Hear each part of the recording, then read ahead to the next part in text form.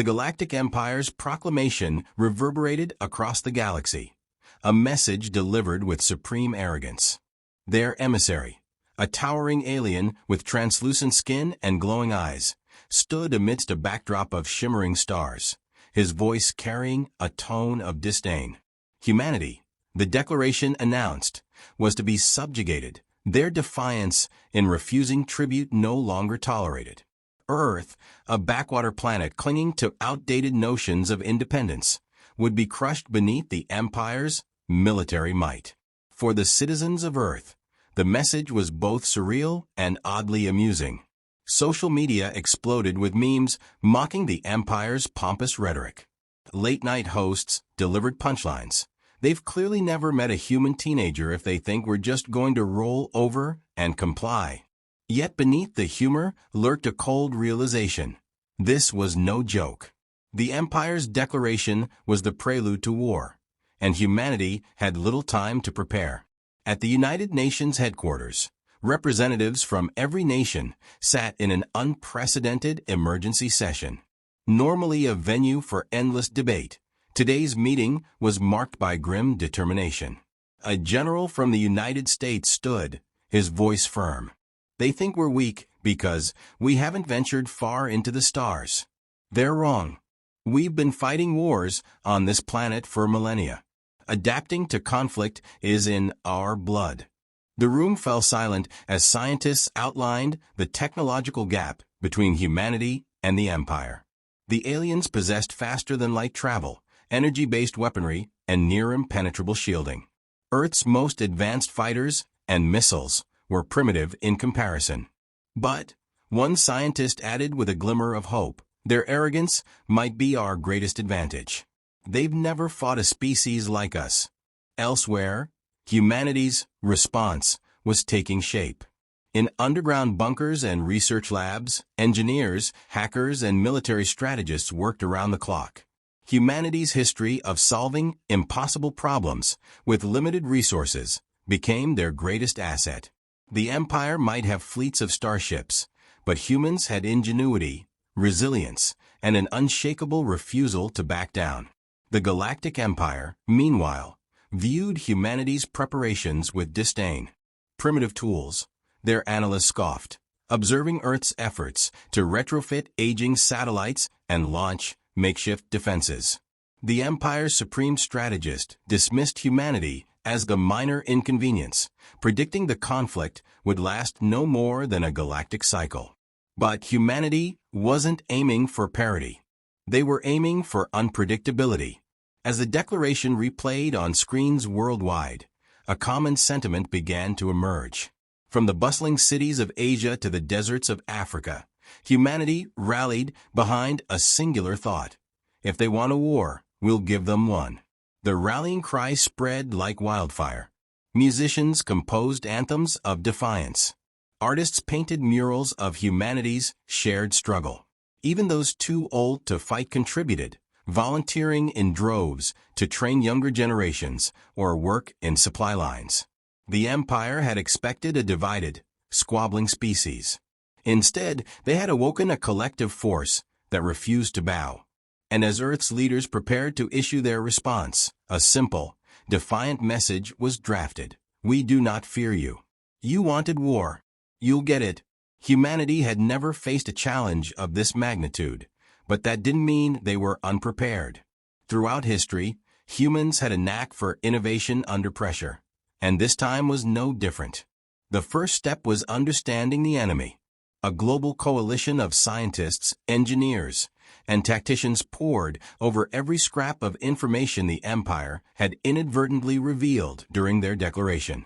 Their ships, their weapons, their communication systems, all became subjects of relentless scrutiny.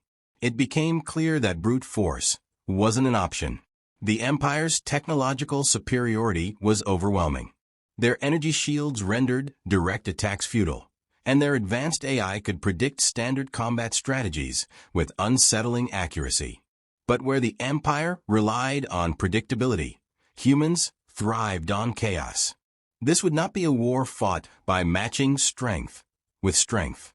It would be fought by outthinking an enemy that had grown complacent in its dominance. The first breakthroughs came from unlikely places.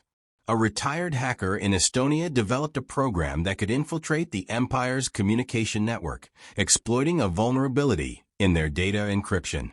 Meanwhile, a biologist in Brazil proposed using Earth's unique microbial life as a weapon, a concept that was met with equal parts excitement and trepidation. Every idea, no matter how unconventional, was explored. Humanity wasn't aiming to win in a conventional sense. They were aiming to disrupt, confuse, and outlast. Military forces underwent a transformation unlike anything in history.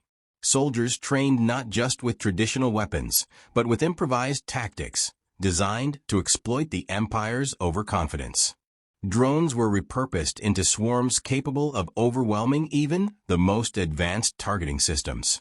Engineers turned ordinary satellites into kinetic weapons, capable of striking enemy ships with pinpoint accuracy.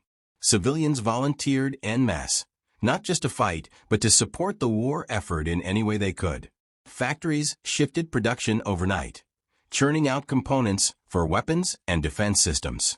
But the most significant change was in mindset. This wasn't just a war between armies. It was a fight for survival, and everyone had a role to play. Farmers converted their fields into testing grounds for experimental weapons. Mechanics turned garage workshops into labs for building makeshift armor. Even children contributed, their ingenuity sparking ideas that trained engineers hadn't considered. As humanity prepared, they capitalized on one of their greatest strengths, adaptability. Where the Empire relied on rigid hierarchy and standardization, humans thrived in decentralized chaos. No single leader dictated the strategy. Instead, countless individuals worked independently yet toward the same goal. This unpredictability made them impossible to predict. The final touch was psychological. The Empire viewed humans as insignificant, but humanity turned that perception into an asset. Propaganda campaigns sowed doubt among the enemy ranks, broadcasting carefully edited footage of human resilience and creativity.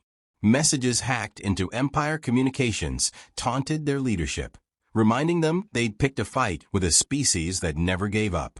By the time the Empire's fleets began moving toward Earth, humanity was ready, not to match their strength, but to prove that strength alone was not enough to win a war against them. The Galactic Empire's fleets arrived in force, expecting swift domination. Their ships, massive and gleaming with alien technology, descended upon Earth's outer colonies with precision and overwhelming firepower. To them, it was a routine conquest. To humanity, it was a moment to prove their worth. The first engagements were chaotic by design. The Empire's military relied on calculated efficiency, expecting orderly resistance. Instead, they faced an onslaught of guerrilla tactics. Human ships darted unpredictably, using asteroid fields and planetary rings as cover. Drones, cheap and expendable, swarmed their formations, overwhelming targeting systems. Ground forces, heavily outnumbered, turned terrain into weapons, leading invaders into traps where improvised explosives and hidden ambushes awaited. The Empire's soldiers, bred and trained for uniformity, faltered under these conditions. They were unprepared for an enemy that refused to fight by the rules. Human fighters attacked with a ferocity and cunning that defied their simulations. An Empire commander, observing the chaos from orbit, remarked bitterly, "They're not fighting a war. They're making it impossible to win one." What the Empire didn't realize was that humans had learned from every war in their history. Adaptation was their hallmark. Each battle provided new data, and each loss taught a lesson. As the Empire adjusted their tactics, humans countered with new strategies. When energy shields proved impenetrable, humans turned to kinetic weaponry, hurling projectiles with devastating speed. When their communication networks were targeted, decentralized cells continued fighting without missing a beat. The first major victory came in the asteroid belt, where a small fleet of human ships lured an Empire battalion into a trap. Using holographic decoys, they created the illusion of a much larger force. The Empire, confident in their ability to crush any opposition, advanced, only to find themselves ambushed by hidden artillery embedded in asteroids. The resulting destruction sent shockwaves through the Empire's ranks. For the first time, they began to question the wisdom of this war. But the cost of these victories was high. Colonies were razed and casualties mounted. Earth itself came under siege, with the Empire targeting key infrastructure in an attempt to break humanity's will. Instead, they only strengthened it. Civilians refused to surrender, turning every city into a fortress. Even in the face of devastation, humanity's resolve only grew stronger. The turning point came when humanity unleashed its secret weapon, psychological warfare. Hackers infiltrated the Empire's communication networks, broadcasting images of human ingenuity and resilience directly to enemy ships. Morale among the Empire's soldiers plummeted as they realized their leaders had underestimated the humans. Stories of their own comrades' failures spread like wildfire, creating an undercurrent of fear. By the end of the initial campaign, the Empire had suffered losses they hadn't thought possible. For every inch they gained, they paid a steep price. Humanity, battered but unbroken, had proven one thing beyond doubt. They were not a species to be trifled with. The war had only just begun, but the Empire now knew that victory would be anything but certain. The Galactic Empire, once confident in its swift victory, now found itself in disarray. What had been declared as a mere formality of conquest had turned into a prolonged and grueling war. Humanity's relentless tactics, their refusal to submit, and their ability to exploit every weakness had forced the Empire onto the defensive. For the first time in centuries, the mighty Empire faced the prospect of defeat. The final phase of the war began with humanity taking the fight directly to the Empire's territory.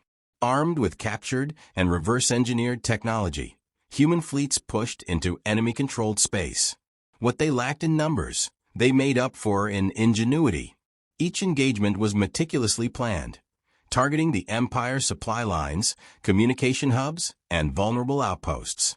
The goal was not just to win battles, but to dismantle the very foundation of the Empire's war machine. Humanity's tactics became increasingly bold. Using modified cloaking technology, small strike teams infiltrated Empire-controlled planets, sabotaging key installations and rallying discontented alien species under Imperial rule. The Empire's rigid hierarchy, once a source of strength, now worked against them. Unable to adapt quickly to the chaos humanity unleashed, their forces became fragmented and demoralized. The decisive battle took place near the Empire's core systems, where humanity launched a full-scale assault on the Imperial flagship. This massive vessel, a symbol of the Empire's dominance, was thought to be invincible. Humanity knew they couldn't destroy it through sheer force, so they turned to strategy. Using a combination of diversionary tactics, cyber infiltration, and precision strikes, they managed to disable the flagship's shielding. The final blow came not from advanced weaponry, but from humanity's audacity. A small team, piloting a heavily modified freighter, breached the flagship's hull and delivered a payload directly to its power core. The resulting explosion not only destroyed the flagship, but also crippled the morale of the remaining Empire forces. In the aftermath, the Empire sued for peace. Their arrogance had cost them dearly, and they could no longer sustain the war. Humanity, victorious but wary, demanded not only an end to hostilities, but a restructuring of galactic politics. No longer would the Empire dictate terms to the galaxy. Instead, a new era of cooperation and equality was proposed, on humanity's terms. Back on Earth, the celebrations were tempered by the cost of victory. Cities lay in ruins. Millions had perished, and the scars of war were everywhere. But amidst the rubble, there was hope. Humanity had faced the greatest threat in its history and emerged stronger, not just as a planet, but as a species united. As the galactic community watched in awe, humanity sent one final message to the Empire. We were underestimated. Never again. The war had ended, but humanity's journey into the stars was just beginning. They had proven their worth, not only as survivors, but as contenders in a vast and unforgiving galaxy.